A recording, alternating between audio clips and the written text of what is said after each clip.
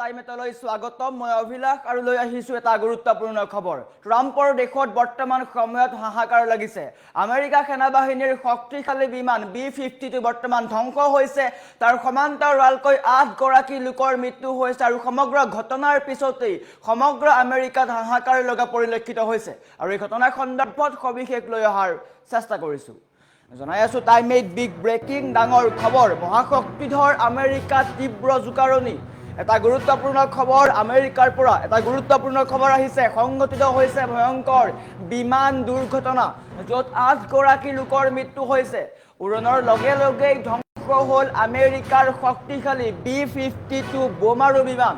আটাইতকৈ শক্তিশালী বিমান বৰ্তমান ধ্বংস হৈছে থিতাতে প্ৰাণ হেৰুৱালে 8 গৰাকীকৈ সামৰিক জোৱানে কেলিফৰ্নিয়াৰ মজাবে মৰুভূমিত এয়াৰ ফোৰ্স বেছত হাহাকাৰ সমগ্ৰ আমেৰিকাৰ হাহাকাৰ লাগিছে সোশ্যাল মিডিয়া দুৰ্ঘটনাৰ কথা নিশ্চিত কৰিলে এডৱাৰ্ডছ এয়াৰে এটা ভয়ংকৰ বিমান দুৰ্ঘটনা য'ত 8 গৰাকী লোকৰ মৃত্যু হয় বিমানখনৰ কোনো এজন আৰোহীও জীৱিত থকা নাই সকলোৰে মৃত্যু হৈছে সোমবাৰে পুৱাই মৰুভূমিত ভূপতিত হৈছে বিমানখন দৃশ্যাংশ আছে অত্যন্ত ভয়াবহ দৃশ্যাংশ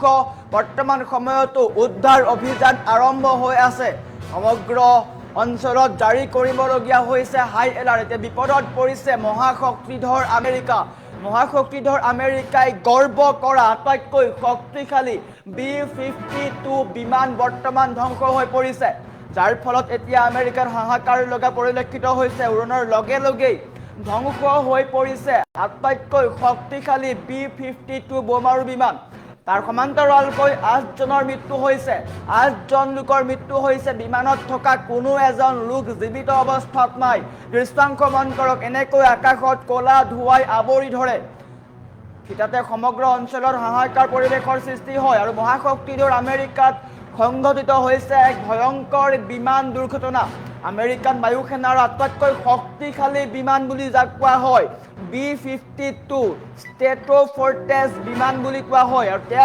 সেই বিমান বৰ্তমান ধ্বংস হৈ পৰিছে দীৰ্ঘ দূৰত্বৰ বোমাৰু বিমান উৰণৰ কিছু সময় পিছতেই মৰ্মান্তিকভাৱে দুৰ্ঘটনাগ্ৰস্ত হয় বিমানখন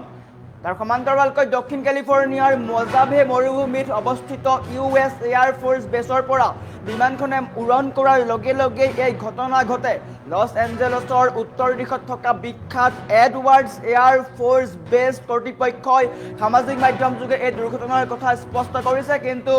আমেৰিকাৰ বৃহৎ ক্ষতি বুলি ক'ব লাগিব কিয়নো আমেৰিকান বায়ু সেনাৰ আটাইতকৈ শক্তিশালী বিমান আটাইতকৈ নিৰ্ভৰযোগ্য বিমান বুলি যাক কোৱা হয় B-52 বিমান এখন গুৰুত্বপূৰ্ণ বিমান সেই বিমান বৰ্তমান ধ্বংস হৈছে সম্পূৰ্ণ বিমান চাৰখাৰ হৈ গৈছে তাৰ সমান্তৰালকৈ বিমানখনত থকা 8 গৰাকী সামৰিক জোৱানৰ মৃত্যু হ'বলগীয়া হৈছে এটা গুৰুত্বপূৰ্ণ খবৰ পুৱাই ডাঙৰ খবৰ আহিছে মহাশক্তিধৰ আমেৰিকাত ভয়ংকৰ দুৰ্ঘটনা আমেৰিকাৰ এতিয়া বিপদে লগ এৰা নাই ইটোৰ পিছত সিটো বিপদে এতিয়া আমেৰিকা ঘেৰি ধৰিছে তাৰ সমান্তৰালকৈ মধ্যপ্ৰাচ্যৰ যুদ্ধত আমেৰিকাই নিজৰ সকলো বা সৰ্বোচ্চ উজাৰি দিয়াৰ পিছতো ইৰাণৰ সৈতে কূটনৈতিক পৰাজয় লাভ কৰে তাৰ সমান্তৰালকৈ এতিয়া আমেৰিকান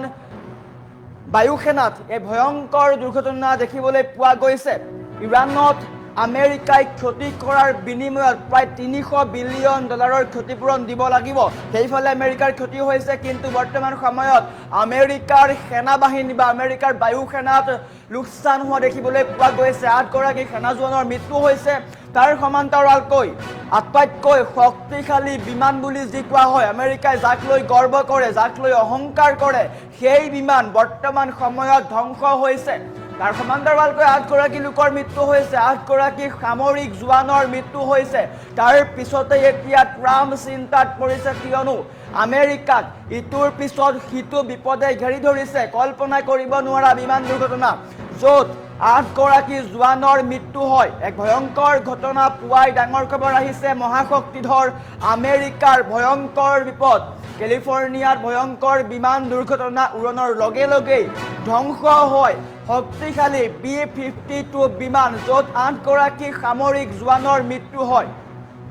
আৰু সমগ্ৰ ঘটনাৰ কথা ইতিমধ্যে সামাজিক মাধ্যমত আমেৰিকাই স্বীকাৰ কৰিছে আৰু তাৰ পিছতেই সমগ্ৰ অঞ্চলত জাৰি কৰিবলগীয়া হৈছে হাই এলাৰ্ট বিধান সুৰক্ষা বিশেষজ্ঞ জেফ গুজেটিয়ে এই সন্দৰ্ভত কেইবাটাও মন্তব্য কৰিছে যি ধৰণে B-52 বিমানখন টেক অফ কৰাৰ লগে লগে বেছি উচ্চতালৈ নোযোৱাকৈ বা বেছি দূৰলৈ নোযোৱাকৈ হঠাৎ ভাঙি পৰিল। তাৰ পৰা স্পষ্টকৈ সন্দেহ কৰা হৈছে যে বিমানখনৰ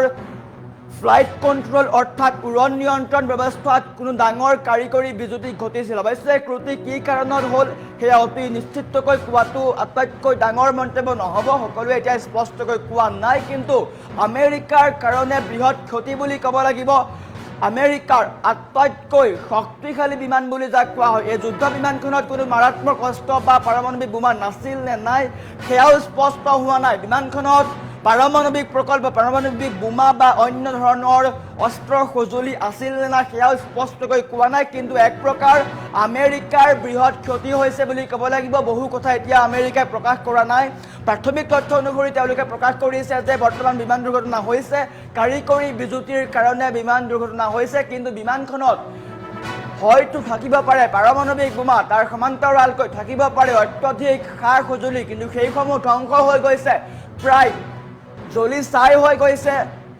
সমগ্ৰ আকাশ ক'লা ধুৱাই ছানি ধৰিছে। তাৰ সমান্তৰালকৈ 8 গৰাকী জোৱানৰ মৃত্যু হ'বলগীয়া হৈছে। পুৱাই ডাঙৰ খবৰ আহিছে, আমেৰিকা এতিয়া হাহাকাৰ পৰিৱেশৰ সৃষ্টি হৈছে।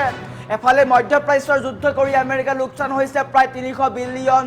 ক্ষতিপূৰণ দিব লাগিব আমেৰিকাই। তাৰ সমান্তৰালকৈ মধ্যপ্ৰাচ্যৰ পৰা আঁতৰি গৈছে আমেৰিকা, আৰু সেইসমূহৰ মাজতে এতিয়া আমেৰিকা বায়ুসেনাৰ আটাইতকৈ শক্তিশালী বা নিৰ্ভৰযোগ্য বিমান ধ্বংস হৈ পৰিছে। তাত থকা 8 গৰাকী সেনা জোৱানৰ মৃত্যু হৈছে। তাৰ সমান্তৰালকৈ আটাইতকৈ শক্তিশালী B-52 বোমাৰু বিমান ধ্বংস হৈছে। তাৰ লগে লগে এতিয়া আমেৰিকাৰ চিন্তা বাঢ়িছে।